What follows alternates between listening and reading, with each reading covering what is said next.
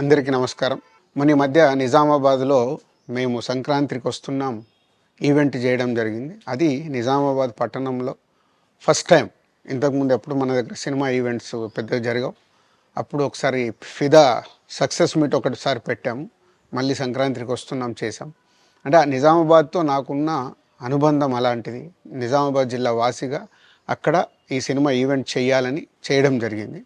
పోతే ఆ ఈవెంట్‌లో నేను మన కల్చర్‌లో ఉండే మన దావత్ గురించి, మటను, తెలగలు గురించి సంబోధించాను. నేను ఆ మాటలల్లో తెలంగాణ వాళ్ళని నేను అవమానించానని, తెలంగాణ మీదని హేళన చేశానని కొంతమంది మిత్రులు కామెంట్స్ చేసి సోషల్ మీడియాలో పెట్టారని తెలిసింది. నా ఉద్దేశం అదే స్పీచ్‌లో లాస్ట్‌లో చెప్పడం జరిగింది. తెలంగాణ మన కల్చరు, మన దావత్తు నేను మిస్ అవుతున్నాను. సంక్రాంతికి 2 సినిమాలు రిలీజ్ అయ్యాక మన తెలంగాణ కల్చర్ దావత్‌ని నాకు చేసుకోవాలని ఉందని. సో, మన కల్చర్‌ని అభిమానిస్తాను నేను. అదే అర్థం చేసుకోకుండా దాన్ని కొందరు సోషల్ మీడియాలో రాద్ధాంతం చేస్తున్నారని తెలిసింది. నిజంగా మీరందరూ ఆ మాట వల్ల ఏదైనా హర్ట్ అయి ఉంటే నన్ను క్షమించండి. ఎందుకంటే నా ఉద్దేశం అది కాదు. ఎందుకు చెప్తున్నానంటే, నేను నిజామాబాద్ జిల్లా బాన్సువాడలో ఫిదా అనే సినిమా షూటింగ్ చేసి ప్రపంచవ్యాప్తంగా ఆ ఫిదా సినిమా ఎంత అప్లాజ్ వచ్చింది. భానుమతి క్యారెక్టర్కి, మన తెలంగాణలో ఉండే కల్చర్కి ఆ సినిమా ఎంత ఒక ఫ్యామిలీ ఎమోషన్స్కి ఎంత విలువ ఇస్తామనేది చెప్పడం జరిగింది ఆ సినిమాలో.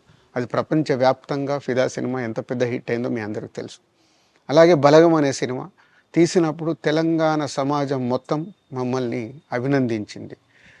తెలంగాణ ప్రజలందరూ ఆ సినిమాను ఆదరించి ఇది మా సినిమా అని గుండెలకు హత్తుకున్నారు. అన్ని రాజకీయ పార్టీలు ఆ సినిమాని అప్రిషియేట్ చేస్తూ మమ్మల్ని ప్రతి ఒక్క స్టేజ్ దగ్గర తీసుకెళ్ళి అభినందించారు అన్ని రాజకీయ పార్టీలు. సో, ఒక తెలంగాణ వాసిగా ఒక తెలంగాణని అభిమానించే నేను తెలంగాణని హేళన చేస్తానని ఎలా అనుకున్నారో నాకు తెలియదు. పోతే దాంట్లో ఏదైనా మీ కమ్యూనికేషన్‌లో తప్పుగా అర్థమైంటే నన్ను క్షమించండి. మీ మనోభావాలు ఆ కొందరు ఎవరైతే దెబ్బతిన్నాయని అనుకుంటున్నారో వాళ్ళందరికీ నా విజ్ఞప్తి, మీ మనోభావాలు దెబ్బతింటే నన్ను క్షమించండి. ఇప్పుడు నేను ఒక సినిమా ఇండస్ట్రీ ఫెటర్నీ నుంచి ఎఫ్‌డీసీ చైర్మన్‌గా అయ్యాను. సో, మీ అందరికి తెలుసది. సో, ఇటు సినిమా ఇండస్ట్రీకి, అటు ప్రభుత్వానికి మధ్యలో ఉంటూ సినిమా ఇండస్ట్రీకి అవసరపడ్డట్టుగా నేను అన్ని సహాయ సహకారాలు చేస్తూ ఈ హైదరాబాద్లో హెల్దీ వాతావరణము తెలుగు సినిమాకి, తెలంగాణలో అభివృద్ధి చెందాలనుకునే యువతకి అందరికీ నేను ఉపయోగపడేలాగా ఉండాలి.